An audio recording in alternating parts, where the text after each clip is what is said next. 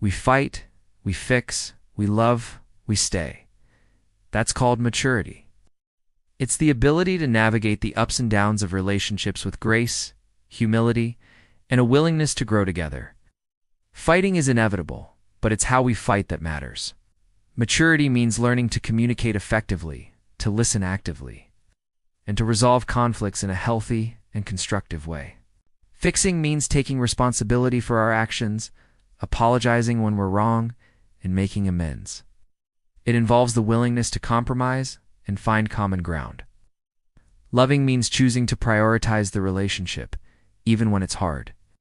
It means showing up with empathy, compassion, and kindness, even in disagreement. Staying means committing to the journey through the good times and the bad. It means recognizing that relationships are a journey, not a destination, and being willing to put in the work to maintain and strengthen them. Maturity is not about being perfect. It's about being willing to learn, grow, and evolve together. It's about understanding that relationships involve ups and downs, twists and turns, and being willing to navigate them with courage, resilience, and love. So let's embrace the fight, fix, love, and stay. Let's choose maturity and cultivate healthy, fulfilling relationships that bring joy and happiness to our lives. It's not your job as a woman to protect a man from other women. It's his place to set boundaries, respect himself, and respect you. So many women need to hear. In a healthy relationship, the responsibility for maintaining loyalty and respect fall on you as a woman at S on the man to honor the commitment he's made. If you can't set boundaries with others or show self-respect, that's a reflection of him, not you. You shouldn't feel like you have to compete with other women or constantly be on guard to protect your relationship. That's exhausting and unfair. A man who truly values you and the connection you share will make it clear through his actions that his loyalty is with you. He'll know where to draw the line with others, and put you in situations where you feel insecure or disrespected. At the end of the day, a relationship is a partnership. Both people should feel secure, valued, and respected. A man's ability to set boundaries and stay loyal shows his maturity and commitment. And that's something every woman deserves in a partner. Remember, protecting the relationship is a shared responsibility, not just yours.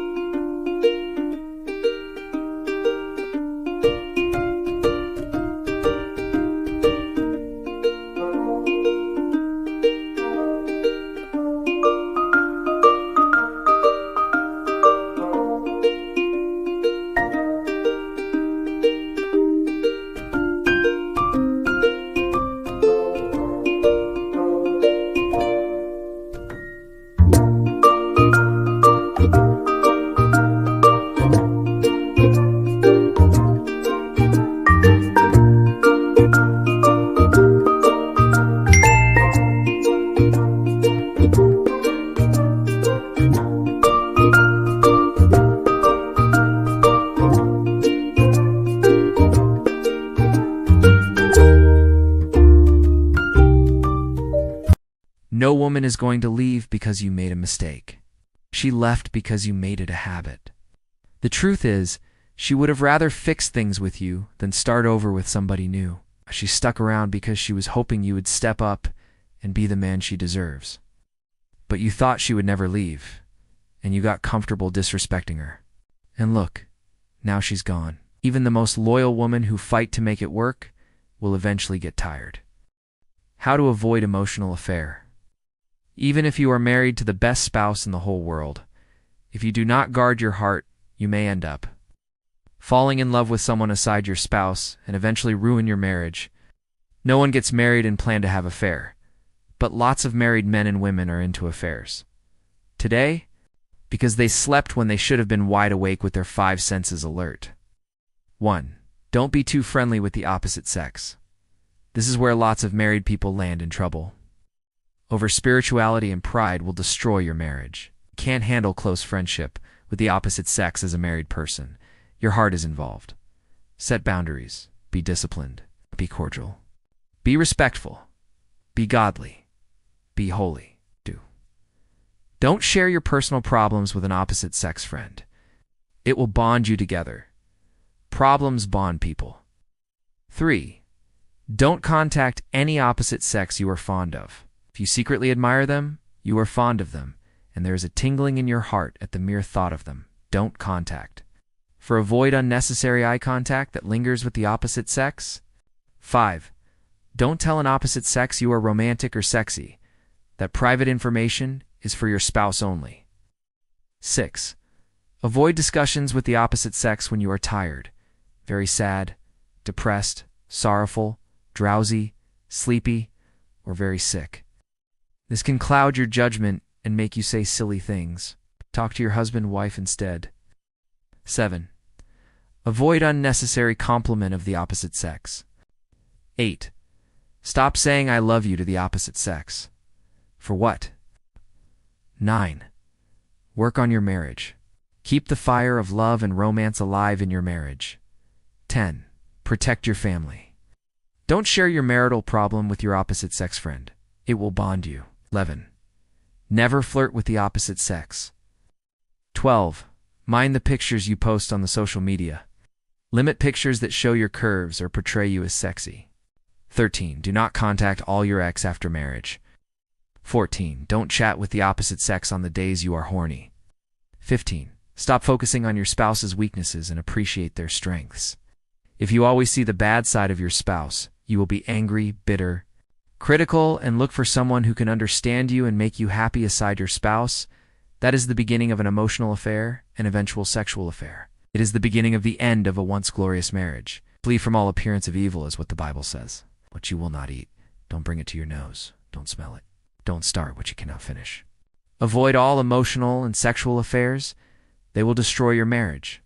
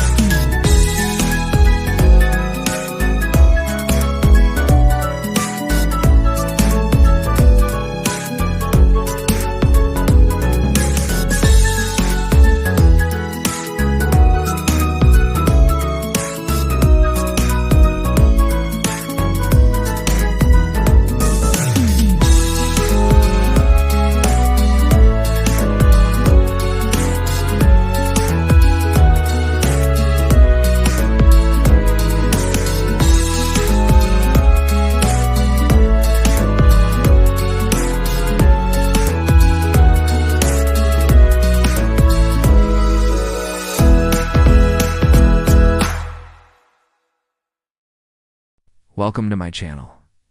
In today's video, we are going to share about the heart-lingering ache when farewell hurts. One of the most difficult goodbyes occurs when we love a person, and at the same time, we see that it is not possible to build a healthy relationship by their side. It is a moment of deep introspection, where the heart and mind are debating between staying or leaving. Well, staying would imply continuing to wait for changes that do not arrive, tolerating actions that hurt us, accepting the slightest effort, losing ourselves in the attempt not to lose it. Sometimes hope ties us to unsustainable situations.